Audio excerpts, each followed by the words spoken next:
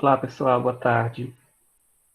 Sejam todos bem-vindos, né, ao nosso primeiro encontro oficial, né, digamos assim, onde a gente vai começar a ver os conteúdos, né.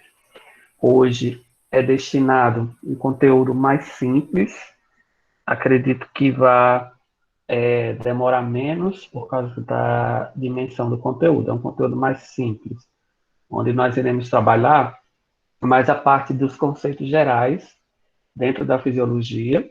Esses conceitos gerais, eles são indispensáveis para poder vocês compreenderem toda a disciplina, né? Porque a gente vai ficar sempre revendo esses conceitos que vão estar inseridos dentro da disciplina, tá? Conceitos como célula, conceitos como feedback, tipos de feedback, potenciais. Então, são conceitos que vão estar todo o tempo dentro da disciplina, tá? Eu vou só colocar aqui o slide para a gente começar a nossa aula de hoje, tá certo? Como eu falei, são os conceitos gerais que a gente vai ver nessa aula de hoje. Vamos começar a aula definindo o que é que vem a ser, não o conceito, mas o objetivo da fisiologia, né? Então, fisiologia é a parte, um dos ramos da biologia que vai se importar aí com o funcionamento dos sistemas. Esses sistemas, quando eu falo sistemas, vocês têm que ter em mente que vão ser o conjunto de órgãos funcionando mutuamente, né? Por exemplo, o sistema gastrointestinal, o sistema nervoso, o sistema respiratório, sistema endócrino, né? Circulatório. Então, quando eu falo sistema, estou me referindo a esse conjunto de órgãos que vão trabalhar desempenhando aí determinadas funções. Mas o objetivo da fisiologia, ela é um objetivo, ela vai ter como objetivo algo mais específico aí. Basicamente entender quais são os processos químicos e físicos que vão acontecer nesses sistemas para que eles funcionem plenamente, né? Então a gente sabe que a gente está inserido num ambiente, esse ambiente também tem uma pressão, né? Ele exerce uma pressão. Como é que a gente pode interpretar isso? Quando você está num ambiente, se tiver muito calor, você já vai sentir um certo desconforto. Da mesma forma, quando o ambiente está muito frio, você vai sentir também um desconforto. Então, essa pressão, né, ambiental, ela vai fazer com que você se adapte, nosso corpo se adapte a essa pressão. Então, assim, a todo tempo a gente vai estar tendo o quê? Fatores ambientais, como está mostrando aí, é, relacionando essa dupla seta com os mecanismos biológicos, né, que regem. Então, a gente tem um objetivo aí da fisiologia é compreender como esses fatores físicos e químicos eles vão pressionar os sistemas e como os nossos sistemas eles vão dar uma resposta a esses fatores ambientais. Qual é esse objetivo? É manter a vida. Então, quando a gente está sobre calor excessivo ou frio demasiado, né, nosso corpo vai responder. Então, quando a gente está num calor muito, aliás, num ambiente muito calorento, a gente vai começar a transpirar bastante, né? Isso é o quê? Isso é um fator mecânico e biológico respondendo à ação dos fatores ambientais. Para quê? Para a gente ficar em harmonia. Não, digamos assim, declinar com base na pressão desse fator. Ou seja, a gente não adoecer, digamos assim, a gente não passar mal por conta desse fator que eu estou me referindo aí no exemplo, que seria o calor excessivo. Então, o objetivo da fisiologia é a gente compreender como esses fatores que acontecem no nosso corpo, sejam eles físicos ou químicos, né, os dois, eles vão estar aí respondendo a essa pressão ambiental para nos manter vivo. Outro exemplo bem cotidiano, quando a nossa bexiga urinária está cheia. Então, está havendo que um desconforto ali. Então, o nosso corpo começa a ter um mecanismo para regular essa pressão da bexiga, né? Fazendo com que chegar a um ponto lá, um ponto limite, em que você vai ter que ir ao banheiro, a partir de uma ingestão excessiva de água. Então, quanto mais você beber água, maior vai ser, em curto tempo, né? Vai ser destinado à formação dessa urina e, consequentemente, ter essa pressão lá, esse mecanismo de regulação do enchimento da bexiga. Mas chegar a um ponto em que a gente não aguenta e vai ter que ir ao banheiro. Então, esses simples exemplos que eu falei, tanto do calor como da pressão na bexiga, resultante do acúmulo de urina, nada mais é do que uma resposta para a gente se manter em equilíbrio. A gente vai ver dentro dessa disciplina, dessa aula de hoje, o conceito chamado homeostase, que já antecipo para vocês o equilíbrio. Quando nossas funções vitais vão estar em equilíbrio. Para isso, a gente sempre vai ter que estar o quê? Driblando, né? Dando uma resposta aos fatores ambientais. Porque nós estamos inseridos dentro de um ambiente em que vai ter o quê? Temperaturas vão mudar, pressões vão mudar, a pressão vai mudar, insolação, né? Até mesmo as relações, né? As relações entre as pessoas, elas também provocam certas pressões, dependendo do tipo de relação. Né? Pode ser uma relação, eu digo isso no sentido de que às vezes você está submetido a um estresse, né? Então, relações de estresse provocam o quê? Vai afetar seu organismo, mas vai afetar de uma forma que você dê uma resposta. Essa resposta pode ser o quê? Aumento de cortisol, que é o hormônio do estresse, né? Dores musculares. Então, isso é uma resposta para você se manter em equilíbrio e evitar que você progrida para um estado ruim, né? Que aí já é outra história, que é quando a gente fala sobre doenças, né? Deu para ficar claro, gente, o objetivo da fisiologia, que é correlacionar as pressões dos fatores ambientais com esses mecanismos que vão ser desencadeados pelo corpo humano, né? Ficou claro isso? Queria saber de vocês, se vocês têm alguma dúvida em relação a essa primeira parte do objetivo aí, que é o objetivo da fisiologia, né?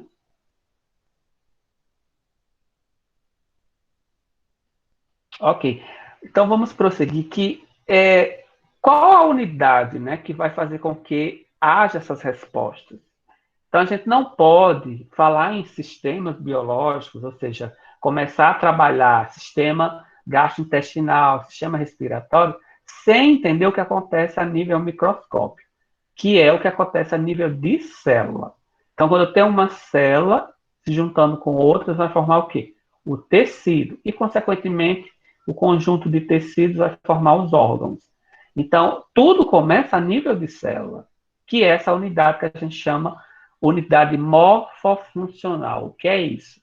É uma estrutura que vai ter uma forma específica e que vai desempenhar várias funções dentro dos organismos. No caso dos seres humanos, os sistemas biológicos nos seres humanos se iniciam a partir da junção de células que vão formar os tecidos e, consequentemente, os órgãos. Então, para poder a gente entender como acontece essa dinâmica, a gente vai ter que entender o que é uma célula, né, o que é que existe dentro dela e como é que essa célula responde ao meio ambiente. Né? Então, analisando a imagem, aí a gente tem duas imagens, a A e a B. Na imagem A, a gente está vendo uma célula animal, ou célula eucariótica, né? Acho que vocês já ouviram falar esse termozinho. Ela tem várias organelas, né? Mas assim, o importante é entender que para existir essa, essa, essa célula, existe uma estrutura que delimita ela, tá? Eu só queria perguntar para vocês estão vendo o mouse, o apontador? Eu não estou vendo mais o chat. Eu queria que alguém falasse aí só no microfone se sim ou Tá não. dando para ver, sim. Ótimo, maravilha. E aí vocês estão percebendo que para haver a formação de uma célula tem que ter o quê? Algo que separe o externo do interno, que é o que? A membrana celular. Né? Então, a membrana celular ela forma a célula que internamente a gente vai ter organelas, que são várias microestruturas que vão desempenhar funções. Aqui a gente está vendo na figura A uma célula eucariótica animal, né? Célula animal, e na figura B uma procariótica, que é uma bactéria. certo? Uma célula procarionte. Nessas células procariontes, não é o nosso objetivo aqui da disciplina é focar no que acontece a nível de célula animal, já que são elas que constituem todo o corpo, né? O corpo humano em específico. E dentro das categorias de célula eucarionte, né, a gente tem outra divisãozinha, lembrando para vocês que a gente vai ter a célula animal e a célula vegetal. Basicamente, a diferença está na constituição da parede celular, que está presente nas células vegetais e não está presente na célula animal. Entre outras estruturas, como, por exemplo, na célula vegetal, a gente vai ter os cloroplastos, né, que não existem na célula animal. Além, por exemplo, dos vacúolos, que também são específicos de célula animal, e pode acontecer também em bactérias podem ter vacúolos, assim como alguns tipos de algas também podem ter. E na célula animal a gente não tem essa estrutura. Mas o que é que vai similar aqui? Basicamente, vão existir o núcleo com esse material genético, né, o citoplasma, e as organelas que vão também desempenhar essa função, tanto na célula animal como na vegetal. Mas voltando, lembrando que nosso foco é o quê? É entender a estruturação das células do organismo humano, no caso, célula animal eucariótica, né? Então, entender que elas vão ter esse arranjo, né? Vão ter uma membrana que separa a célula e, ao mesmo tempo, delimita e forma a célula, bem como vão existir o quê? Organelas internas que vão trabalhar desempenhando funções, tá? Por que disso, professor? Por que é que você está começando a rever uma coisa que parece que não tem muito sentido com fisiologia? Ao contrário, tem tudo a ver. Porque a partir de um processo chamado transporte de substâncias, é que a célula vai ser fundamental para organizar todas as complexidades dos sistemas biológicos, né? Então, quando eu vou falar para vocês sobre transporte, tanto ativo como passivo e como osmose, né?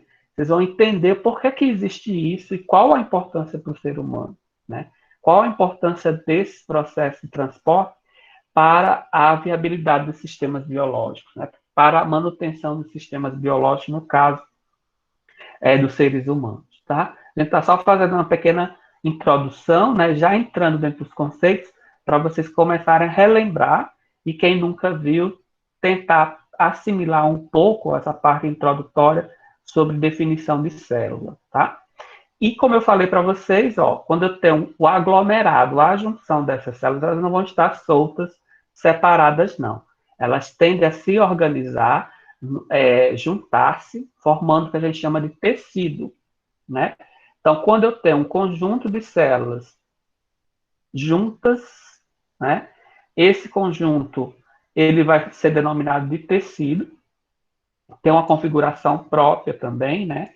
E esses tecidos juntos, eles formam algo ainda maior, né? Que seriam os órgãos, tá? Então, esses órgãos vão ser unidade de quê? Quando eu junto vários órgãos, eles vão formar os sistemas. Aqui a gente está vendo como exemplo o sistema gastrointestinal. Quando eu pego, por exemplo, células que vão formar o tecido do estômago, né? E esse estômago ele está junto com outros órgãos aqui, como o intestino grosso e delgado, o esôfago, pâncreas, que são órgãos anexos, assim como também o fígado. Juntos eles formam um sistema. Qual o nome desse sistema aqui? Sistema gastrointestinal. É um dos sistemas que compõe os seres humanos. Aí sim, a gente já está vendo a importância. Ó. Se nós vamos trabalhar sistema dentro dessa disciplina, então a gente, é interessante analisarmos o que é que vai compor esses sistemas, né?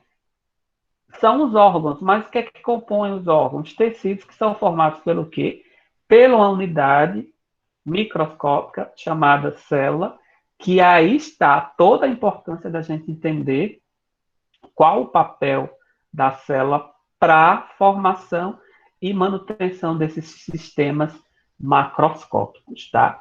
A esse tipo de organização, né, de célula a sistema e a organismo, porque o conjunto de sistemas Se eu falo sobre sistema gastrointestinal, se eu falo sobre sistema circulatório, respiratório, excretor, enfim, o conjunto deles vai nos formar, né? No nosso caso, os seres humanos, como organismo. Então, toda essa organização aqui a gente chama de níveis de organização biológica, ou níveis hierárquicos de organização biológica, tá? É isso que é importante para a gente entender a complexidade de se estudar a fisiologia, mas sempre entendendo que a gente vai partir do quê? Do micro até o macro. É tanto que na organização do livro, ele começa lá, o Guyton, né? Começa a abordar os aspectos de célula, depois transportes potenciais, para depois começar a entrar nos sistemas, começando por músculo e depois progredindo até os sistemas mais complexos, que seria o sistema neurológico, né? Ok? Dúvidas, pessoal? Podem falar, tá bom? Se tiverem alguma dúvida. Outro conceito importante é a gente compreender que essas células, elas estão organizadas em tecidos, né? Formando os tecidos. Mas elas não vão estar soltas, de certa forma, quando eu me refiro à nutrição, né? Então, elas vão ter que estar num ambiente que seja fluido e que, ao mesmo tempo, esse ambiente possa nutrir essas células, tá? Fora ao tecido ou entre as células, né? Existe um líquido, que esse líquido a gente chama de líquido intersticial, ou popularmente conhecido como líquido extracelular. Extra significa que está fora da célula, não está dentro da célula, né? E aí a gente vai ter como característica desse líquido que ele é um líquido rico em nutrientes, tem muitos íons, tem proteínas também, e é interessante perceber que a concentração desses líquidos, né, costuma ser diferente em termos de composição, né? Vão ter determinadas substâncias em maior quantidade nesse líquido e vão ter outras substâncias em maior quantidade dentro da célula, tá? Para quê? Para poder acontecer os movimentos de transporte entre fora e dentro da célula. Na imagem aqui, a gente está percebendo o quê? Mostrando que existe esse líquido entre as células, né, banhando as células, que é o líquido extracelular ou intersticial, e o líquido intracelular, que tem composições diferentes, que a gente vai ver. Ó, o líquido intracelular, aquele que vai estar presente dentro da célula, ele tem maior quantidade de algumas substâncias como o quê? Como potássio, como magnésio, fosfato, aminoácidos, está representado aí por duas letras minúsculas, azinho e azinho, né? Por outro lado, ele vai ser pobre em CO2, né? O CO2, por outro lado, fora da célula, vai ter maior concentração. Nessa imagem, a gente está vendo a relação das substâncias, dos íons, que estão em maior concentração, né? E outros que estão em menor concentração dentro da célula. Se a gente for analisar o sódio, ele vai estar em quê? Maior concentração fora da célula do que dentro. E aí a gente vai entender o porquê. Que o sódio precisa estar numa maior concentração fora do que dentro, para começar a termos o que a gente chama de transporte ativo de substâncias, né? O potássio é o contrário, ó. Ele tem maior concentração dentro da célula do que fora da célula. E assim a gente vai ter várias outras substâncias em que essa concentração vai ser modificada. Algumas substâncias vão estar em maior concentração dentro da célula, por outro lado, fora da célula vão estar em menor concentração. Isso vai depender, né, de quê? Da concentração dessas substâncias que habitualmente elas tendem a ficar nesse desequilíbrio. Não pode haver equilíbrio aqui. Por quê? Porque se houver equilíbrio, não vai haver os transportes. E os transportes são necessários para termos o que a gente vai chamar mais na frente de potenciais, né? É como se fosse uma carga elétrica em que as células têm a partir dessa diferença de substâncias, né? geradas a partir do transporte delas, tá? E aí a homeostasia, que é aquele conceito que eu falei um pouquinho rapidamente agora, no começo da aula, que nada mais é do que a manutenção desse equilíbrio, das condições que são, que a gente considera constantes a nível de organismo, a nível de sistema, a nível de célula. Tem o exemplo aí mostrando o que é que a gente pode caracterizar a homeostasia. A gente está vendo a inter-relação entre o sistema digestório, sistema circulatório, o excretor e o respiratório. Então, vamos começar, só para ficar mais claro, como é dado esse processo de homeostasia.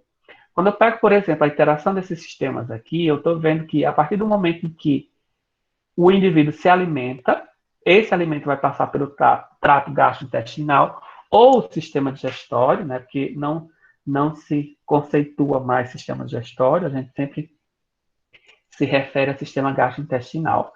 Esse alimento vai ser digerido e o que tem dele em termos de nutriente vai ser absorvido no intestino e cai na corrente sanguínea, né?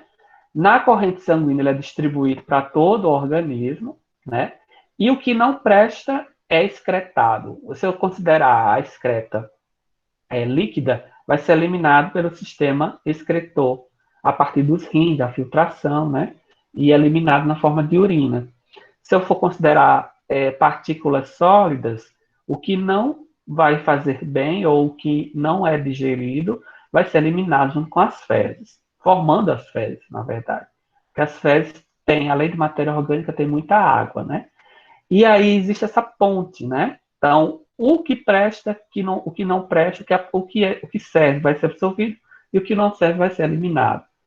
E aí, levando em consideração que no sangue também vai estar circulando o quê? Oxigênio e CO2 a partir de quê? Do processo de inspiração, nós absorvemos oxigênio e no processo de expiração a gente elimina CO2. Para onde vai o oxigênio?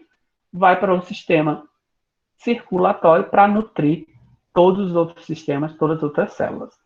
Tudo isso aqui funciona habitualmente, cotidianamente, a todo tempo, em harmonia. Se você, por exemplo, tem uma queda na pressão arterial, você vai ter um reflexo direto em quê? Imediatamente no processo respiratório, né? E aí a gente já está vendo o quê? A harmonia entre esses dois sistemas. Mas vai afetar também o quê? Processo de filtração do sangue, como também o processo dos movimentos peristálticos, que são esses movimentos que estão ao longo de todo o trato gastrointestinal. Quando há um desequilíbrio qualquer, essa homeostasia ela tende a ser quebrada pontualmente. Mas o que acontece? Nós temos que ter um mecanismo de correção para voltar ao estado normal, ao estado de equilíbrio. Que é o quê? É que essa pressão ela vai voltar ao normal, aí, consequentemente, todos os sistemas vão funcionar naquela dinâmica também em harmonia. Então, homeostasia é todo esse equilíbrio das funções vitais dos sistemas como um todo, né? É como se fosse um equilíbrio. Não é que vai estar todo o tempo bonitinho, não. A gente está no meio em que esse meio vai estar sempre nos pressionando, né? Aí a gente vai dar uma resposta para manter essa homeostasia, tá? Aí se eu perguntar para vocês, o que é que vocês entendem por homeostasia? A parte do que eu falei. Quem poderia falar um pouquinho do que vem a ser homeostasia? Só para saber se ficou claro esse conceito.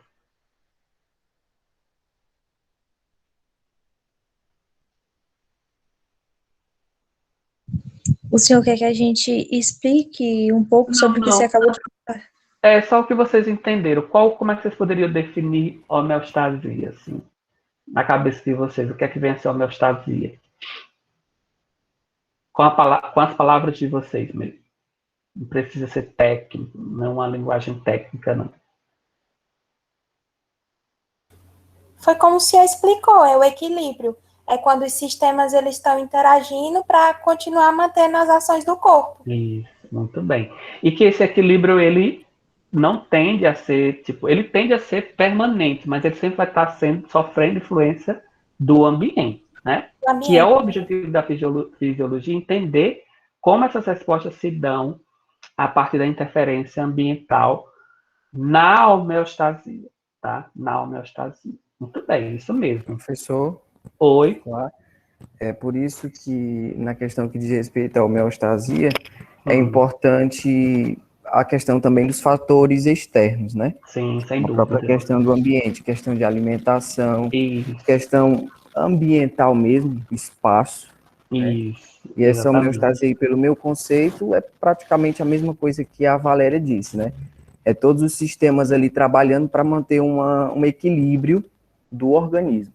Exatamente. Né? E geralmente, quando entra em desequilíbrio, apresenta alguma falha, digamos assim, né? Que vai apontar em um determinado ponto X do corpo, né? Exemplo, a pressão arterial vai apresentar a questão dor de cabeça e vários outros determinados problemas. Exatamente isso. E aí a gente vai ver que quais os mecanismos que vão corrigir, né, esse desequilíbrio pontual. São os mecanismos de feedback, que eu vou mostrar no finalzinho da aula, quais são esses mecanismos, tá? E eles são importantíssimos, por quê? Porque eles tendem a devolver essa homeostasia.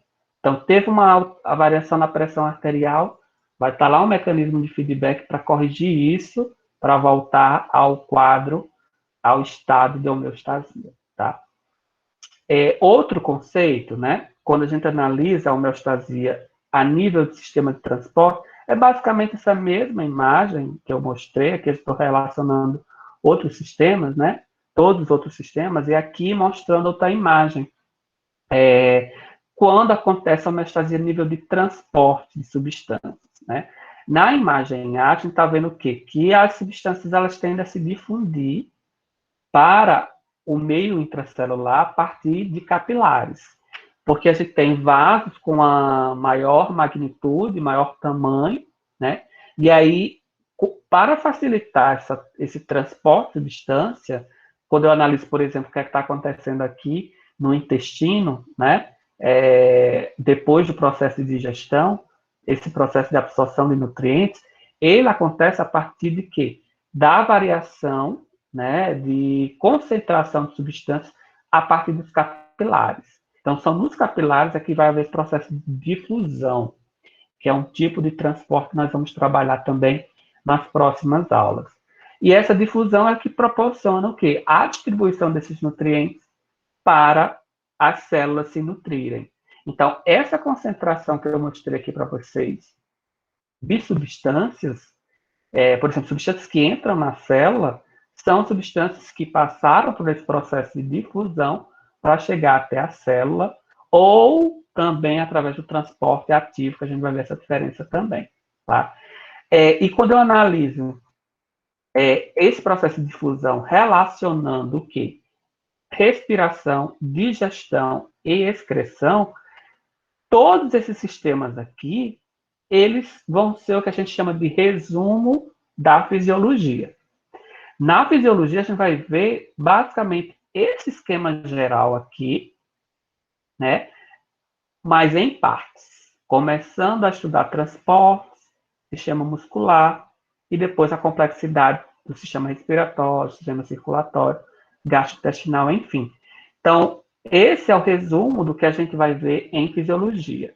Basicamente, a gente vai ter o seguinte: o sistema respiratório, né, com a entrada de oxigênio e com a saída de CO2 pelo processo de inspiração e expiração, respectivamente. E a gente está vendo que esse sangue, né, através dos capilares, ele tem essa função de nutrir os tecidos com oxigênio, né?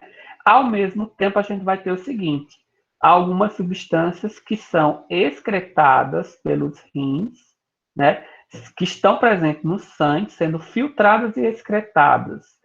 E, ao mesmo tempo, a gente tem a regulação de substâncias, que é chamada regulação de eletrólitos, né, que são os íons, a partir do quê? Tanto de hormônios presentes nos rins, e o próprio papel dos rins também tem essa ação de regular esses eletrólitos, como também os processos que vão acontecer a nível de sistema endócrino, que é a relação desses hormônios que podem ou não interferir nessa concentração de eletrólitos. Para não ficar tão complexo, o que eu falei nessa imagem anterior, basicamente é o que acontece aqui, né? Então, é só para dizer que homeostasia, que é quando todos os sistemas estão funcionando em equilíbrio, em harmonia, e não havendo essa interferência. Não havendo interferência pelo quê? Pelas pressões ambientais. E a gente pode aplicar esse conceito de homeostasia a cada sistema. Como é que vocês entendem que existe homeostasia no sistema muscular? Ou melhor, como é que esse sistema muscular se mantém homeostático, né? Se mantém em equilíbrio? Porque a gente não está falando diretamente em algo que tenha, como é que eu posso dizer, uma particularidade em termos de função, assim. Respiratórios, a gente sabe que o respiratório está lá atuando, absorvendo, inalando, né, oxigênio, e, consequentemente absorvendo esse oxigênio, se difundindo pelo sangue, e expirando CO2. No gastrointestinal, processo de digestão até a eliminação de fezes. E agora, no sistema muscular, como é que acontece essa homeostasia? A gente tem 3 pontos aqui, em que a partir desses 3 pontos é que vai fazer com que esse sistema ele fique em homeostasia, ele permaneça em homeostasia. Primeiro deles é a questão da força. O sistema muscular, por si só, mesmo que seja um indivíduo que nunca praticou atividade física, tem uma força. Por exemplo, a força de levantar esse controle. Eu estou exercendo uma força, uma pequena magnitude, mas estou. À medida em que eu faço isso, que eu elevo esse controle, essa peça, meu sistema muscular está desempenhando movimentação, consequentemente também desempenhando força. E o fato desses 2 pontos já confere ao meu sistema muscular, a homeostasia. Agora, por exemplo, quando o indivíduo sofre algum processo de lesão no braço, que ele prejudica, que essa lesão prejudica a musculatura, consequentemente eu não vou ter mais força para pegar esse controle, aí a homeostasia desse sistema já está sendo quebrada, né? O sistema muscular não está em homeostasia a partir dessa dificuldade de ter força e, consequentemente, movimentação e a forma, né? Essa forma, ela está muito relacionada à proteção. Então, se a gente for analisar essa imagem aí, desses GIFs, a gente está vendo que toda a distribuição do sistema muscular gera o quê? Uma forma, que é a nossa forma, seja masculina ou feminina, né? Estando também, à medida em que dá a forma, dá o quê? A proteção ao nosso sistema, digamos assim, esquelético, né? Ao nosso esqueleto. Então, a partir disso é que se estabelece a harmonia desse sistema, que seria a homeostasia do sistema muscular. Qualquer coisa que interfira na forma, na movimentação, na força e na proteção vai estar interferindo nessa homeostasia do sistema muscular, tá? Aí vocês podem dizer, então, um indivíduo que treina muito, né, tem uma musculatura bem desenvolvida, está quebrando a homeostasia? Não. Está apenas fazendo com que essa estrutura muscular ela seja mais trabalhada.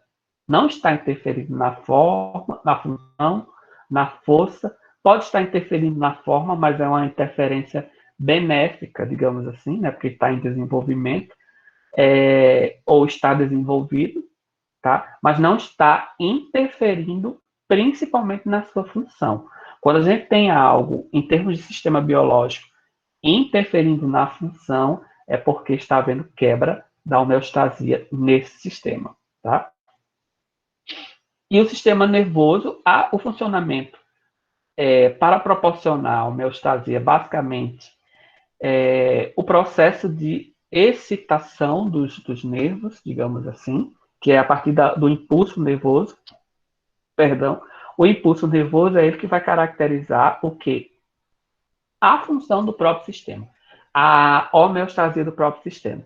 Então, se eu for analisar que existe tanto o sistema nervoso central como o periférico, que a gente pode chamar o periférico de sensorial e motor, todos eles têm em comum o quê? Um funcionamento a partir do impulso nervoso. Qualquer relação, qualquer fator que interfira nesse processo de impulso nervoso, na formação e, consequentemente, propagação desse impulso, vai estar quebrando a homeostasia. Doença como Parkinson, né? Então, a gente tem aqueles tremores involuntários. Aquilo ali está quebrando a homeostasia do sistema. Mas os sistemas biológicos são tão incríveis, né, que sempre tem uma adaptação. A gente vai ver que vai existir um tipo de mecanismo de feedback chamado adaptativo. Ele vai estar sempre adaptado àquela condição, no caso de Parkinson, seria os tremores. Né? A pessoa que tem Parkinson tem os tremores, mas todos os outros sistemas estão funcionando. Né? Podem ser que alguns sofram uma certa interferência, sim, mas a sua funcionabilidade ela está, de certa forma, garantida. Aí a gente entra num exemplo de feedback adaptativo. Tá? O sistema nervoso, a gente tem aí só uma imagem mostrando que existe uma integração entre os dois, né? Sensorial e motor com o central, porque a mensagem é captada pelo periférico sensorial, né? E existe um envio dessa mensagem para o central para ser interpretado e para ser devolvido para o sistema motor. A essa integração, a gente chama também de homeostasia do sistema nervoso. Então, vejam só, existe aí receptores sensoriais, que esses receptores sensoriais vão captar a informação, lança para o central, é interpretada e volta para o sensorial, né? Ou para o motor, dando uma resposta aí, tá? Basicamente assim, sensorial capta, manda a informação para o central interpreta e lança a informação para o motor. Se for, por exemplo, na prática, esse controle ele está quente. Imediatamente ao tocá-lo, vai ter o quê? Captação pelo sistema sensorial de que aquilo está quente. Essa mensagem passa através de impulsos nervosos para o central interpreta e lança para o motor. Qual é a reação do motor? Retirar o dedo. Né? Essa ação rápida. Tá? E aí, essa integração, todo o nosso sistema é isso, em relação ao sistema nervoso. É captação, interpretação, ação. Captação, interpretação, ação. Né? Então, eu estou olhando aqui para a câmera, eu não estou vendo vocês.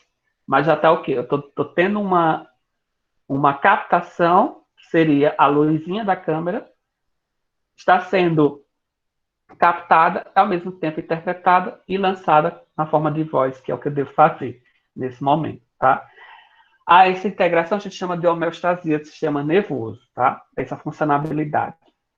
Em relação ao sistema hormonal, que é o endócrino, né? Professor, Oi.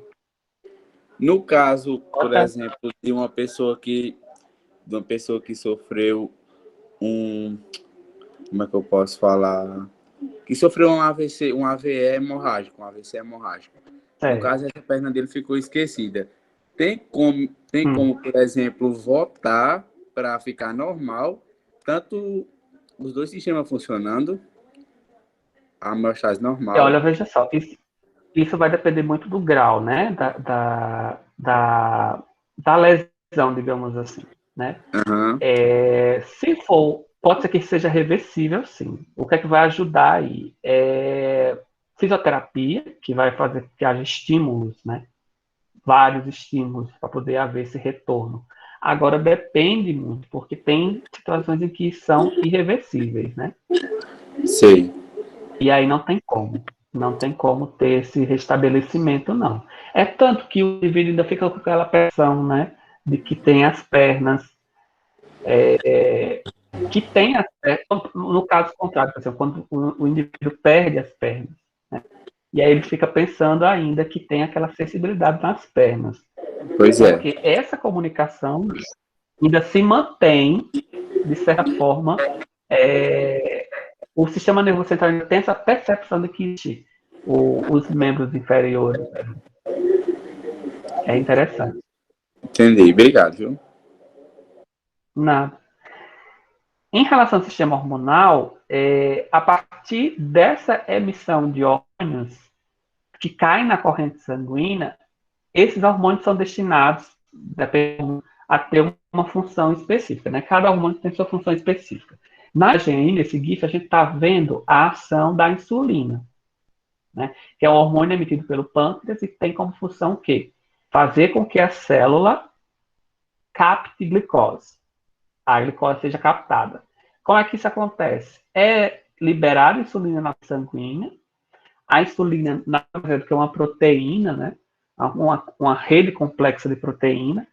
Essas proteínas, vamos chamar de insulina mesmo. A insulina se liga ao receptor.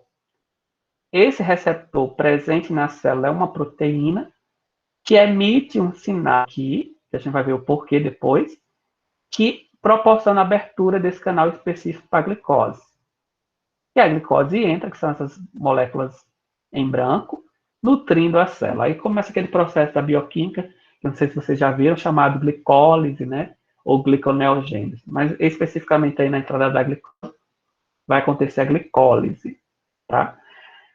Essa relação aí é uma relação homeostática. Agora, o que acontece nas pessoas que têm diabetes, né? Geralmente, a insulina, dificuldade em se ligar com o receptor. Se ela não se liga ao receptor, esse canal aqui, ele não vai se abrir de glicose.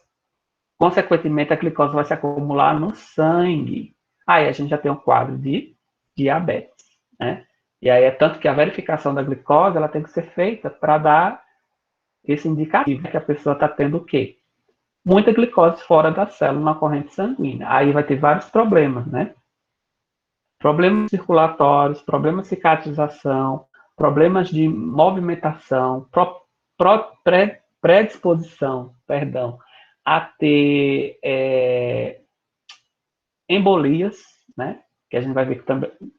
Agora não, nessa disciplina não, mas em patologia, que as embolias, quem tem diabetes descompensada, né? Um forte, tem uma forte predisposição a ter embolias, tá?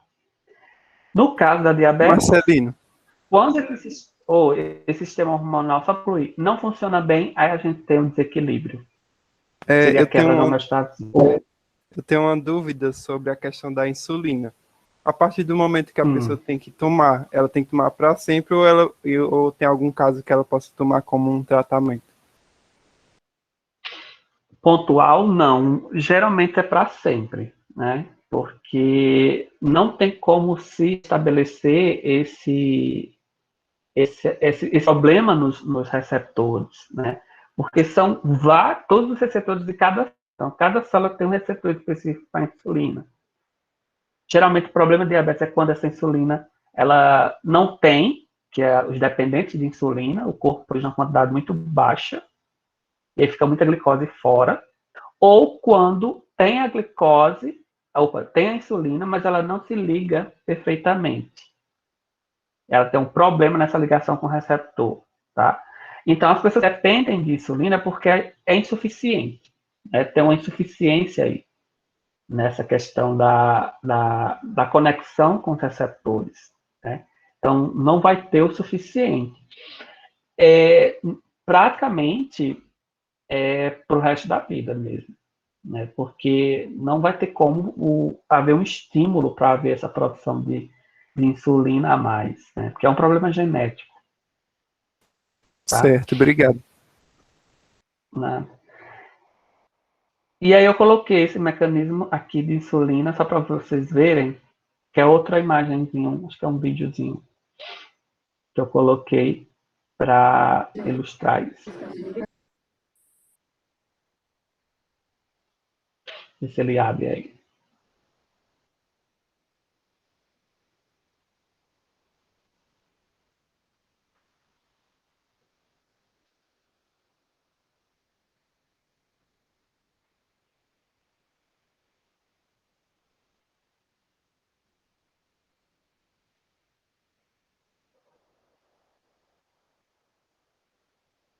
Não sei, parece que não está dando certo. É um gifzinho, um videozinho mostrando esse mesmo esquema aqui, né? Mas de forma mais didática, certo? Não está conseguindo abrir aqui. Então vamos prosseguir. Depois, em relação ao sistema imunológico. Oi. mas depois, se você quiser, você pode enviar no grupo da sala, a gente já vai saber. Pronto. Isso, estava pensando nesse plano B aí. Vou tentar de novo para ver, mas não sei por que não está abrindo. Não tá. Mas eu mando, tá? Em relação ao sistema imunológico, ele também tem essa funcionalidade que é extremamente importante. E como é que é gerada essa homeostasia, né? A atividade celular de proteção e produção de proteínas, que são os anticorpos. A gente tem proteínas que vão ter esse papel de defesa, que são os anticorpos, vão ter células que geram essas proteínas, que são os plasmócitos B, ou linfócitos B, e a gente vai ter outras células que atuam na defesa. Além disso, a gente vai ter também proteínas pequenininhas distribuídas em todo o nosso sangue. A gente chama de sistema complemento. E tudo isso para quê? Para evitar a invasão de patógenos, né? E, consequentemente, não nos trazer doença. Quando acontece a quebra nessas defesas, por exemplo, doenças autoimunes, né, que vão limitar a atividade do sistema imunológico. Existe a púrpura, que é uma doença autoimune popularmente conhecida como púrpura, que reduz o número de células de defesa produzidas na medula, né? Outra questão, infecção por HIV, né? Então já tem uma redução dos linfócitos T, CD4, e aí, consequentemente, o indivíduo vai ter que começar a usar retrovirais para diminuir a quantidade de vírus e não afetar o número de células T, porque o vírus destrói células T, né? Linfócitos T. E aí pode levar a um quadro de AIDS, né? Que é quando o sistema imunológico está muito deprimido. E aí vai ter toda uma problemática, né? O indivíduo vai ter doenças oportunistas, como tuberculose, que é uma das mais corriqueiras, né? Entre outras, como micoses superficiais, micoses profundas. Então, quebra nessas atividades do sistema imunológico basta ser num único tipo de célula. Por exemplo, linfócitos T. A gente já tem uma resposta significativa. Por quê? Porque essas células estão em grupos. Elas têm correlações também. Então, tem células que vão auxiliar outras no processo de defesa, né? E aí é tudo interligado. Então, quando afeta um tipo celular, você já vai ter alterações. Por exemplo, basófilos, que são tipos de células sanguíneas brancas de defesa. Quando a criança, por exemplo, está infectada com algum tipo de parasita, né? Helmíntico ou não, esse número, ele sobe, né? Já é um indicativo de que aquela criança está com verminose, né? E aí, se não tratar, não tirar esse parasita, vai haver o quê? Uma descompensação no número de células de defesa e, consequentemente, a imunidade vai baixar, porque ao mesmo tempo que está subindo o número de basófilo, vai estar diminuindo outras células que vão atacar esse parasita, que o parasita está lá e ele vai estar se multiplicando, né? E aí tem outros quadros, por exemplo, a criança vai começar a ter anemia, né? Que o número de hemácias vai diminuir. Enfim, vários outros problemas, tá? Então, quebrou qualquer relação dessa de defesa, vai prejudicar a homeostasia do sistema imunológico. Por fim, em termos de homeostasia, a gente tem um conceito de reprodução que esse conceito ele não é, de certa forma, aplicado por todos os pesquisadores como um conceito de homeostasia. Mas quando eu me refiro que o fato da reprodução regula a quantidade de indivíduos numa população, esse conceito ele pode ser encaixado como homeostasia, tá? Indivíduos, por exemplo, que não têm possibilidade de gerar filhos, ou que têm a produção de espermatozoide insuficiente, digamos assim, ou a produção de óvulos também não produz óvulos ou essa produção é insuficiente.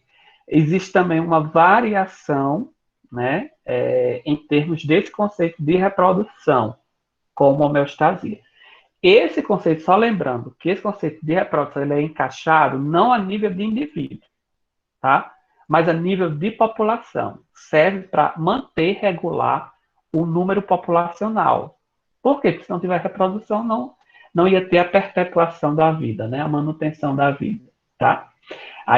Porque não pode ser ligado a um indivíduo, porque senão você estaria dizendo que aquele indivíduo que não tem capacidade de se reproduzir, que ele não está em homeostasia. Não, não é isso. Ele vai estar em homeostasia. Ele vai ter a relação, vai ter a vida ativa sexual, vai ter os outros sistemas funcionando tudo bem, né? O único problema é que ele não reproduz. Problema entre aspas, né?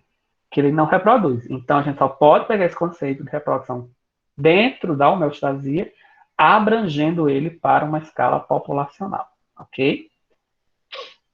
E aí, ó, outros conceitos que vão estar... Mas você pode explicar essa parte? Sim, de reprodução. Isso. Então, a gente está vendo que todos esses outros conceitos aqui, né, eles estão relacionados, são conceitos de homeostasia a nível de indivíduo, né? Então, cada indivíduo vai ter esses exemplos de homeostasia sendo aplicado a indivíduo. Esse aqui, ele é considerado também um conceito de homeostasia, mas a nível de população. Então, por que ele garante a homeostasia? Porque ele proporciona que na população seu número seja estável, né? Seja estável, eu digo assim, sempre tenha gente nascendo, né? E mantenha a integridade da vida, ou seja, mantenha a vida no planeta, tá? Quando eu me refiro a um indivíduo, eu não posso atribuir esse conceito de reprodução a nível de um indivíduo como homeostasia. Porque o indivíduo que, digamos assim, ele não tem a capacidade de reproduzir, mas ele vai estar em homeostasia. Essa capacidade de limitação na reprodução não vai interferir na homeostasia do indivíduo. Eu não sei se deu para entender o que eu coloquei. Tá tudo bem, deu certo, viu? Tem certeza? Aham, deu certo, obrigada. Nada. Olha, gente, qualquer dúvida não deixe passar, tá?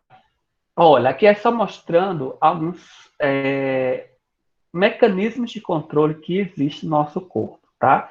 Vão ter tantos mecanismos genéticos, por exemplo, a relação entre o número de hemácias e o número de hemoglobina, como também essa questão que ele falou agora há pouco sobre a produção de insulina, é um controle genético, né? Pode ser que tenha indivíduos que produzam mais, outros que produzam no limite e outros que produzam menos insulina, né? Pouquíssima insulina. Então, isso vai ser uma característica genética. Por isso que é difícil controlar, né? Dizer assim, uma cura, né? Porque é a nível genético. Então, o indivíduo não tem como voltar a produzir mais insulina, né? Controle interno dos órgãos, em termos de conexão entre os órgãos, os próprios órgãos vão ter um controle específico que, ao mesmo tempo, vão também existir entre os órgãos. A gente chama controle interórgãos. Que o exemplo que eu trago para vocês é o fígado com o pâncreas, em termos de metabolismo, né? Vou só explicar rapidinho como é que acontece a homeostasia a partir da manutenção e o estabelecimento desses controles. Quando a gente se alimenta, o que é que vai acontecer em termos de glicose? Vai haver um boom, né? Vai haver um aumento na concentração de glicose no nosso sangue. O que acontece? Essa alta taxa de glicose, ela estimula a produção pelas células beta de insulina. Aumenta a concentração de insulina, que vai atuar o quê? Se ligando lá na célula e proporcionando a entrada de açúcar, de glicose para a célula. Com isso, o fígado vai absorver a glicose e o excesso vai ser convertido em glicogênio, que é a reserva energética, né, do nosso corpo, numa situação em que você tem uma alta taxa de glicose, porque fornecida pelo alimento. O inverso, quando existe uma baixa taxa de glicose, como é que esses dois órgãos conversam, né? Se mantém o controle. A baixa taxa de glicose, ela inibe a atividade das células betas. Por quê? Porque as células betas são as responsáveis pela produção de insulina e, ao mesmo tempo, elas estimulam outras células no pâncreas, chamadas alfa. Essas células alfa, elas vão produzir um hormônio que tem um papel inverso da insulina, que é o glucagon. Tem pouca glicose, o glucagon vai até o fígado, começa a quebrar o glicogênio, né? Estimula as células do fígado a liberar esse glicogênio para o quê? Para fornecer glicose ao sangue. Glicogênio é um monte de moléculas de glicose juntas. Então começa a quebrar essas moléculas e libera o quê? Glicose na corrente sanguínea e aí fica homeostático, né? Então essa relação que existe entre órgão e órgão a gente chama controle interórgãos, né? E esse controle, nesse caso aqui, está dando sobre um mecanismo endócrino, que é a parte da liberação de hormônios. Tudo isso para garantir o quê? A homeostasia do indivíduo, né? Indivíduos com diabetes, eles têm que estar, dependendo de insulina ou não, controlados. Se está descontrolado, aí vem os problemas da diabetes, que são vários, né? Como eu falei agora há pouco.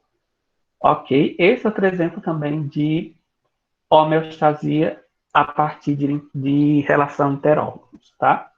Aqui só mostrando esses mecanismos de controle correlacionados com a glicose, ó. A faixa normal é considerada 85. Hoje, essa faixa de glicose, dependendo do médico, ele considera ainda um pouco mais baixo, normal 75 a 80, né?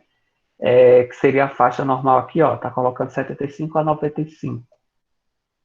Aqui, ó. Né? E existe o quê? O quanto o organismo pode tolerar. Seria uma faixa muito baixa, seria de 20, que é uma glicose quase zero, né? E o contrário, uma taxa de glicose muito alta, de 1.500. Seria altíssima, né? Miligramas por decímetro de litro, né? E existe o quê? Uma variação, até quando o organismo pode suportar no máximo e até quando ele pode suportar no mínimo, pegando como exemplo. Já o dióxido de carbono, ele é muito tóxico para o corpo. Então, tem uma variação em que, de concentração em que a gente pode suportar, né, de 5 a 80, lembrando que o quê? Que existe uma quantidade de CO2 no nosso corpo. Por quê? Porque a gente libera, né? Então, para sair esse CO2, ele também é colocado, ele é liberado, retirado do sangue, né? Esse CO2, existe um limite, seria, no máximo, até uma concentração de 80 mililitros de mercúrio, né? Para ser suportado essa concentração. Tanto que se você está num ambiente que tem muito monóxido de carbono,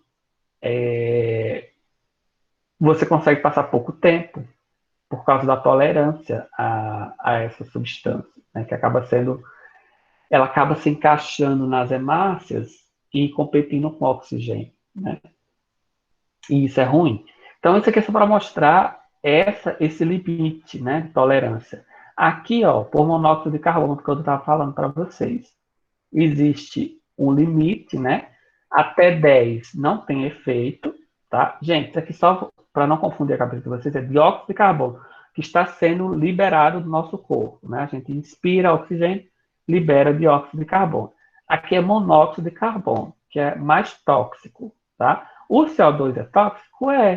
Ele tem que ser liberado, né? Mas a gente tolera, né, essa faixa aqui, de 5 a 80, em relação a mililímetros de mercúrio no sangue, né? Já o monóxido, ele é muito mais tóxico. Então, a gente consegue ter nenhum efeito na concentração de 10 ppm. Acima disso, a gente vai ter vários problemas, né? Primeiro problema é um pouco de dor de cabeça. Concentração aumentou mais um pouco, vai ter dor de cabeça mais intensa, vertigem, tendência a desmaio, até chegar à morte rápida numa concentração de 5.000 ppm. Ou seja, você preso num quarto com a emissão de monóxido de carbono, você já vai ter um desmaio, e, consequentemente, esse desmaio pode levar à morte, né? Dependendo da concentração, se a concentração for aumentando ou não, tá? Mas nós também temos o limite de controle aí, de tolerância, né? Seria até 10 ppm dessa substância, né? Que são mecanismos adaptativos de correção aí, que a gente vai entrar para explicar e finalizar a aula, quais são esses mecanismos que fazem com que o nosso corpo se mantenha em homeostase, a partir das pressões ambientais. Então, se eu for analisar a concentração de monóxido de carbono a partir de 10 ppm, existe uma pressão aí que vai fazer com que o meu corpo modifique algumas coisas na sua funcionalidade para tolerar essa concentração. Passou dessa concentração, aí os mecanismos de feedback não vão ser suficientes para voltar à homeostasia, né? Até certo ponto também. Porque se você chegar até 500, tendo vertigem, tendência ao desmaio, você ainda pode voltar à homeostasia, desde que essa concentração seja diminuída. Ao contrário, a tendência é a morte. Por quê? Porque esses mecanismos de feedback eles vão ser afetados. O primeiro mecanismo que a gente considera de feedback é o negativo, é aquele que vai estar sempre atuando, tá? Qual a definição dele? São mecanismos que vão fazer com que você volte ao estado em que você estava antes. Em outras palavras, estou querendo falar, é que você se restabeleça, volte ao equilíbrio, volte à homeostasia. Exemplo que a gente estava falando no começo da aula, pressão arterial elevada. A tendência é que haja um mecanismo de feedback negativo retornando ao ponto de retorno. Qual seria esse ponto de retorno? A pressão normal. Sua pressão 12/8. Subiu para, 13/10, por exemplo. Aí sim, já vai ter um mecanismo forçando a sua pressão a voltar ao estado normal. Vamos dar um exemplo.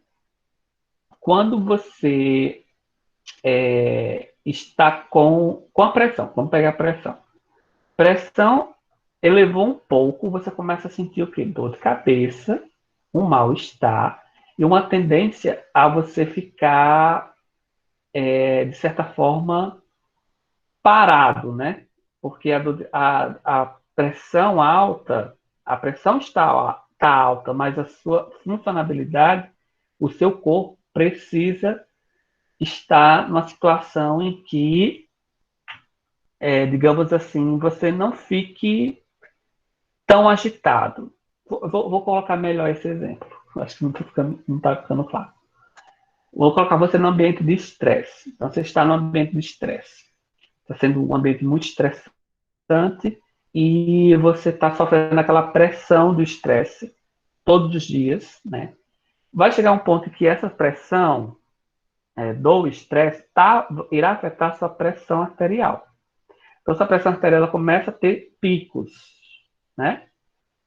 Esses picos, inicialmente, você vai ter um desconforto, né? Da pressão sobe e depois ela volta ao normal. Tudo isso, fazendo com que essa pressão volte ao normal, sinais, ação do feedback negativo. O que é que o corpo está fazendo? Está produzindo, geralmente, substâncias como hormônio, induzindo a redução na pressão arterial, fazendo com que a pressão arterial ela baixe, tá? Essa pressão ela tem que se manter no nível normal. Se ela cair também, o que acontece? Existem mecanismos que vão liberar hormônios, por exemplo, para aumentar a quantidade de sódio no seu corpo. Aumenta a quantidade de sódio, a pressão tende a subir. Então, esse mecanismo de correção a gente chama feedback negativo, tá? Eu queria que vocês entendessem só essa definição, que é um mecanismo que restabelece os valores normais da homeostasia, tá? Nos sistemas. Já o feedback positivo, ele acaba sendo ruim, porque ele acaba sendo um mecanismo de feedback negativo diferente, digamos assim. Por quê? Porque vão ser vários estímulos em que vai se tornar vicioso. Vamos entender.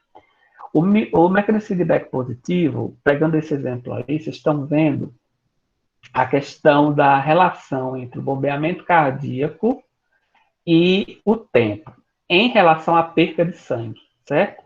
Então, a gente vai ter, a princípio, ó, nível normal, né, do bombeamento cardíaco aqui. Esse bombeamento cardíaco está relacionado a um tempo específico aqui. Tudo em harmonia, digamos assim. Quando o indivíduo sofre alguma lesão, né, ele começa a perder uma quantidade significativa de sangue. No caso de 1 litro, seria um limite. O que acontece inicialmente? Esse volume de sangue, ele tende a cair, lógico, porque está havendo perca e vai interferir na eficácia desse bombeamento, né? Diminui a quantidade de bombeamento, mas vai chegar nesse ponto aqui em que vai começar a haver uma ativação do mecanismo de feedback. O que é isso? Está acontecendo o seguinte, está havendo perca de sangue. Não pode esse indivíduo ficar perdendo sangue a todo tempo, né? E, ao mesmo tempo, está havendo uma necessidade de reparo pontual dessa perca. Então, o que acontece a nível de bombeamento? Baixou o bombeamento, né, por causa da quantidade de sangue que está sendo perdida, mas como está havendo muita perca de sangue, o coração ele bombeia mais no intuito de que aquele sangue está sendo jorrado a partir do bombeamento maior, vai proporcionar um mecanismo de cicatrização mais rápido ali, tá? Então, quanto mais sangue ele perde, maior vai ser a interpretação de que precisa haver mais sangue.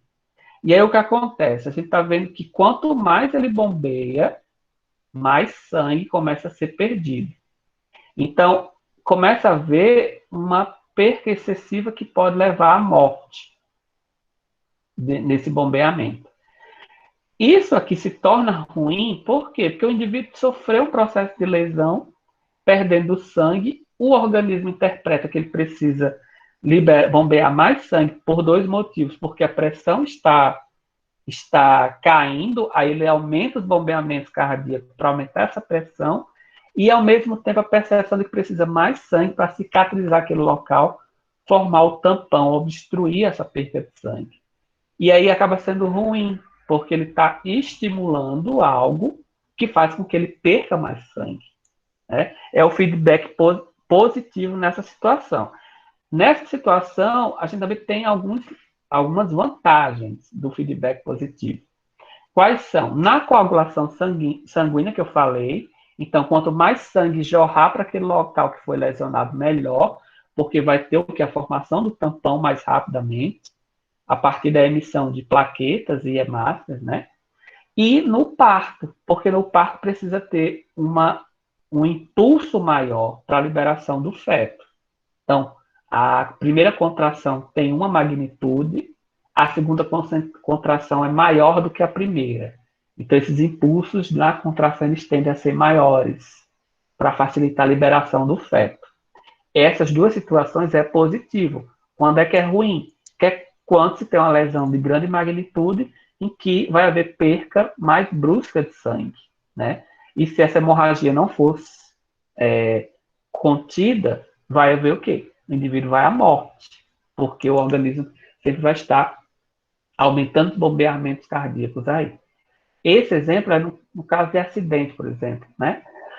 Você tem um indivíduo que perde muito sangue lá pelo choque, e o organismo está tendendo sempre a bombear mais sangue, liberando mais sangue, no intuito de conter, formar o tampão, né, a coagulação, e também no intuito de elevar a pressão arterial, né, que a pressão ela tende a cair porque está saindo muito sangue, tende a baixar.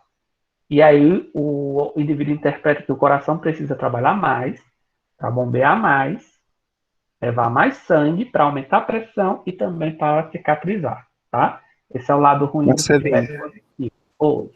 Tem uma pergunta no chat. Eita, deixa eu ver.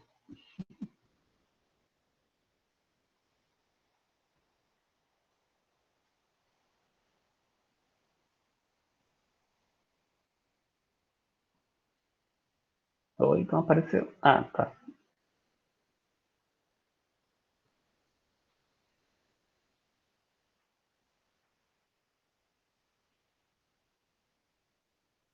É o quê? Eu escuto que a brincadeira é mais perigosa do que taquicardia. Não entendi. Ele quis dizer que sempre. Bradicardia. Ah, bradicardia. Isso. Bradicardia é mais perigosa do que ataque cardíaco. Exatamente, eu acho que deve ser, eu não sei em específico, né? Porque, sinceramente, não é minha área, essa área técnica desses procedimentos. Mas se a gente for analisar o princípio, né, de que quando a pressão baixa, a tendência é que o coração bombeie mais, né? É sim, né? A gente pode até dizer que sim, que acaba sendo mais perigosa do que o aceleramento, né? Diz Cosmo. Assim, doutor, a taquicardia é mais fácil de controlar, por Controlar, conta né? que vai entrar, vai entrar as intervenções medicamentosas. Já a Sim. bradicardia, o risco é maior para que o coração pare, né? Que o coração tem a Uhum. parada cardiorrespiratória. E aí se Isso. torna mais difícil reverter, ou seja, Uhum. reanimar esse paciente. Muito bem. Exatamente. Essa parte da vivência, ela é muito boa por isso, né? Porque quem está na vivência rotineira tem uma facilidade de compreender ainda melhor do que eu, pelo fato de que a minha compreensão ela é muito mais teórica, né? Do que da prática, né? Porque eu não sei se eu falei para vocês, eu não sou enfermeiro, eu sou biólogo, né? E aí acaba tendo maior facilidade de compreender quem está naquela vivência. Mas pegando esse princípio mesmo, até mesmo o princípio do feedback, né? Se a gente for analisar de que o feedback é relacionado com o aumento da pressão a partir quando essa pressão cardíaca ela baixa, né, para o retorno, vai demandar o quê? Se a gente for analisar no gráfico, que é melhor até de compreender, vai demandar maior fornecimento de sangue, né? Então, a tendência é que, para fazer com que haja uma correção, né, nessa sintomatologia, digamos assim, pontual, esse coração vai ter que bombear mais, né, de forma mais rápida. E como o Cosmo estava falando, até mesmo a percepção, né? Então, como vai baixando os batimentos cardíacos, para você voltar a esse controle, acaba sendo um pouco mais difícil do que quando você tem um coração em batimentos mais acelerados, né? E aí é mais fácil conter, digamos assim. Eu acho que seria mais ou menos isso. Ficou clara a resposta? Quem perguntou, eu não lembro quem foi. Ó, gente, só para terminar, o feedback adaptativo, né? É como eu falei para a questão do Parkinson. O indivíduo já está tendo aqueles movimentos involuntários rotineiramente, todos os dias, todas as horas, todos os milésimos de segundo, aqueles movimentos involuntários. Isso é ruim porque é uma consequência patológica, né? Mas acaba sendo algo adaptativo, por quê? Porque o organismo não precisa mais corrigir isso. Já convive com essa variação. É algo que não precisa gastar mais energia do indivíduo para corrigir isso, porque é algo já crônico, né? Já é algo crônico.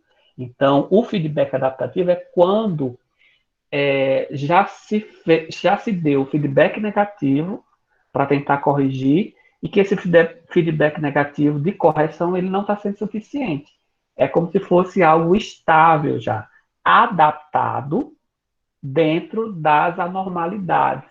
Mas para quê? Para manter a homeostasia. Então, se a gente for pegar uma pessoa que tem Parkinson, os outros sistemas delas vão sofrer um pouco de interferência pela doença, mas não ao ponto de interferir diretamente na vida da pessoa. Ou seja, o sistema gastrointestinal vai estar funcionando, o sistema respiratório vai estar funcionando. Lógico, vai ter efeitos aí pela questão do Parkinson, mas esses efeitos eles já vão estar adaptados adaptados aos mecanismos de correção. Então, os mecanismos de correção já estão adaptados à presença do Paxson, tá? E é isso que a gente chama de feedback adaptativo, tá? Mesma coisa, pressão alta. Então, o indivíduo está tendo pressão alta, mas essa pressão alta, geralmente, ela não começa do dia para a noite, não. Ela é uma progressão, né?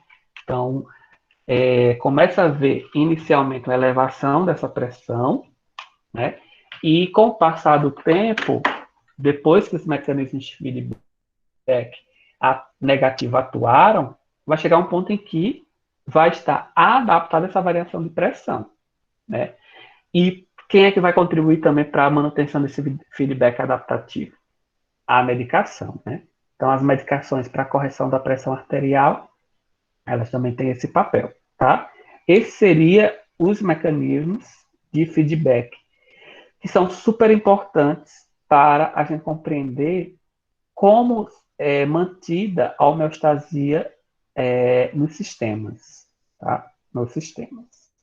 Gente, dúvidas sobre tudo que a gente viu hoje? Professor, se eu podia Eu só fiquei com uma dúvida. Oi.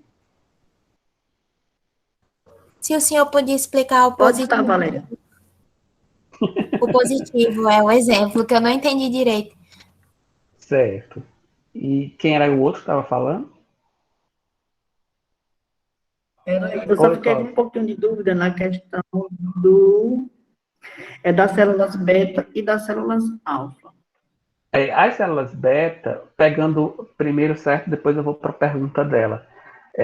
As células beta, elas têm um papel... Oi. Eu fiquei em dúvida só onde elas estão. Se estão no pâncreas... Todas duas estão no pâncreas. Todas duas estão no pâncreas. Só que uma vai ter a função de produzir insulina e a outra produzir glucagon. Pronto, ótimo. Era só essa a minha dúvida. Obrigado. Só essa diferenciação em termos de substâncias que são produzidas. Exemplo de positivo, né? Tá, ok. Mecanismo de feedback positivo. Isso. Vamos lá. Eu vou explicar de novo esse gráfico, certo? Para ver se fica mais fácil a compreensão. Talvez eu não tenha me expressado bem. Quando a gente tem uma relação em termos de hemorragia, né? Quando o indivíduo começa a perder sangue, a princípio, existe uma tolerância aí, que essa tolerância seria de recuperação até 1 litro, capacidade. Então, o indivíduo perdeu 1 litro de sangue, que é muito. Mesmo assim, vai ter uma possibilidade de retorno dessas condições, mesmo ele perdendo 1 litro, digamos assim. O indivíduo não vai morrer. Agora, acima disso, a gente já vai ter prejuízos em termos de garantir essa homeostasia. Existe um mecanismo de feedback que ele é muito parecido com o feedback negativo. Qual a missão do feedback negativo? Corrigir o erro, né? O feedback positivo também, mas só que ele acaba sendo vicioso. Ele acaba atuando várias vezes. E isso acaba sendo ruim. Por quê? Porque no caso do sangue, está havendo perca.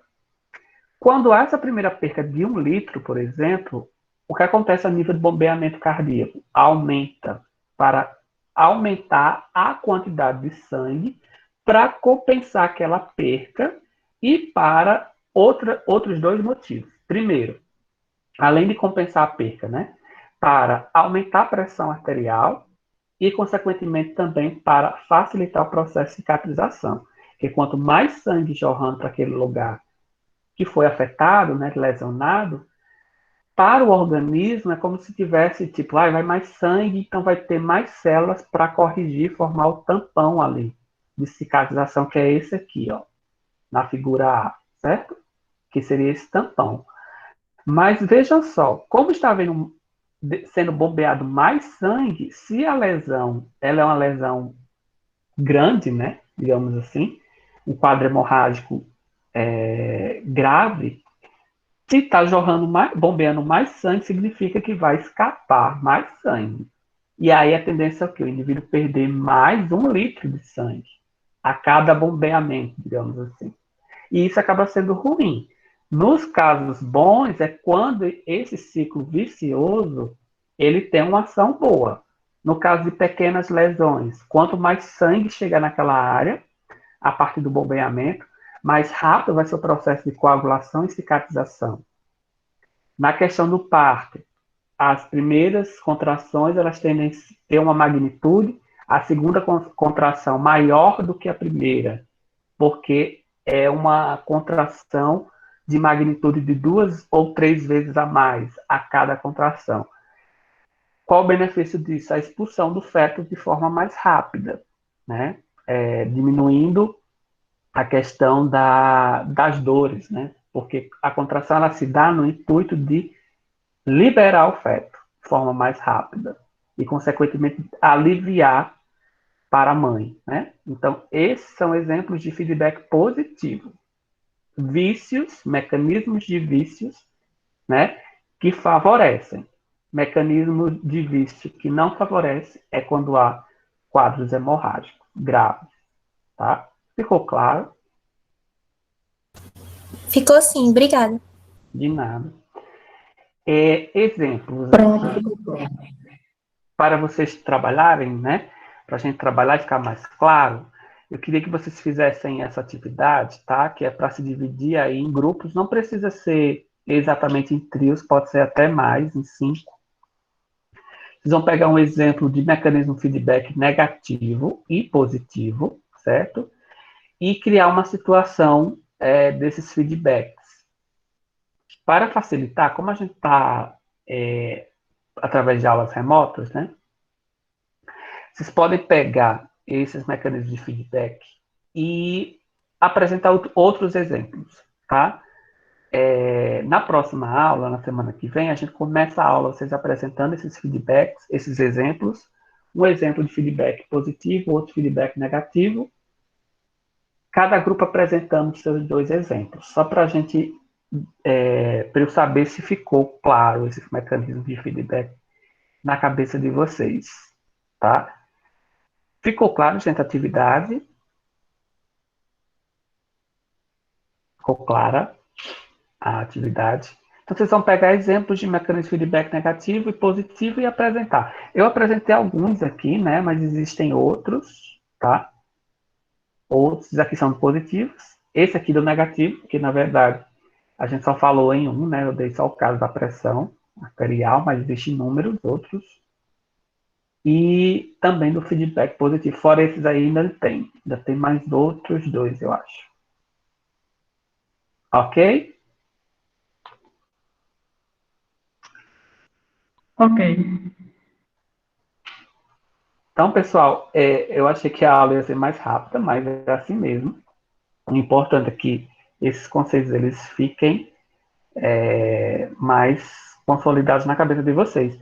E aí, o material já está disponível, né, no Classroom, aquela primeira aula. E também vão lendo o livro, né, primeiro capítulo do livro, se eu não me engano. Tá bom? E é isso. Alguém tem mais dúvida? Deixa eu ver aqui o chat.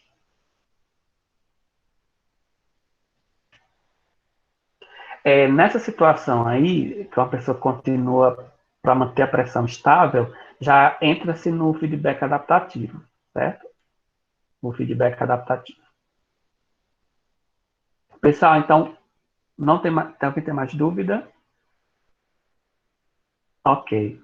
Professor, nesse caso aí, mesmo que o paciente não é hipertenso, mas de repente ele teve uma súbita alta na pressão, aí vai para o hospital, chega lá, a pressão está alta, aí ele toma a medicação para controlar e volta para casa. Mesmo assim, ele não. Tá Essa situação aí não é adaptativa.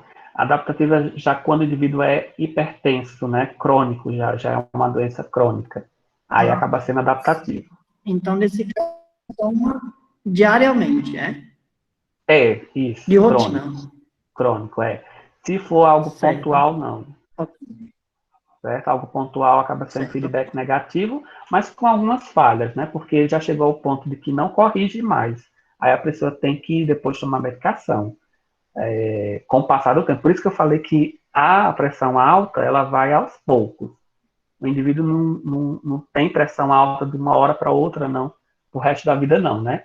Então, ele começa a ter picos, né, oscilações. Geralmente, essas oscilações não são percebidas, né? Aí, depois, já vai estar o quê? Um quadro crônico, em que a pressão já está alta sempre, né? A mesma coisa pessoas que têm uma ingestão de alimento com baixo teor de sal. Qualquer coisinha que aumenta a quantidade de sal já vai ter aquele pico na pressão. A pessoa tem uma faixa normal de pressão arterial que pode ser abaixo de 12/8. Né? 12/8 é a média. Mas tem pessoas que têm a pressão normal 10/9, 10/8, que é anormal para aquelas pessoas, né? Para o organismo daquela pessoa. Tá? Nesse caso, a gente sempre tem sinais de picos hipertensivos, porque toda comida com sal, toda a tradição da gente, ela vem se acumulando com o tempo. No caso, é a gente que tem que se cuidar com o passar desse tempo, para não chegar nesse caso, certo? Exato. E também existe aí vários fatores genéticos, né? Então, por exemplo, você já está inserido numa cultura que gosta de comer coisas muito salgadas, e você já tem uma predisposição genética a ter uma hipertensão, né? Então, com o passar do tempo, que também outro fator que interfere é a idade, né? E aí você vai ter também uma maior facilidade para ser hipertenso, digamos assim, né? Por isso que tem que ser policiado isso, né? Os mecanismos de feedback, eles tendem a ficarem mais sensíveis com o passar da idade. A gente vai diminuindo, né? Os mecanismos. Não é que vão desaparecer, não. É que esses mecanismos vão ficando mais sensíveis com a idade. Uhum. Tem pessoas que, por exemplo, chegam no hospital, aí o médico pergunta qual é a alimentação daquela pessoa que ela é hipertensa. Aí tem muita gente que come, por exemplo, um prato de toicinho, por exemplo, que é super, super oleoso, aí vai e não dá, né? Logicamente. Esse é o Aí problema. vai Por exemplo, cada minha caso, mãe, por exemplo. ela é hipertensa e a dieta dela ela se policia muito, né, agora. Mas antes ela não tinha muito cuidado, não. Ela queria comer essas coisas assim, meio pesadas, né, com muito sal. Mas hoje não, hoje ela tem maior cuidado. Pois é, vai do cuidado das pessoas. Exato. Mais dúvidas, gente? Então, ó, Não. Minha mãozinha apareceu e foi que apertou sem querer. tudo bem. Então, bom final de semana para vocês. A gente vai se ver na semana que vem. A gente vai ter os 2 dias, né? Quinta e sexta, normais, tá? A gente pegou esses feriados nessas semanas iniciais, mas nas próximas não. E aí a gente já vai começar a trabalhar, se eu não me engano, potenciais, né? Ok. Então, Isso. bom final de semana para vocês. Até mais. Até mais, professor. Bom final de semana para vocês também. Obrigado, Cláudio.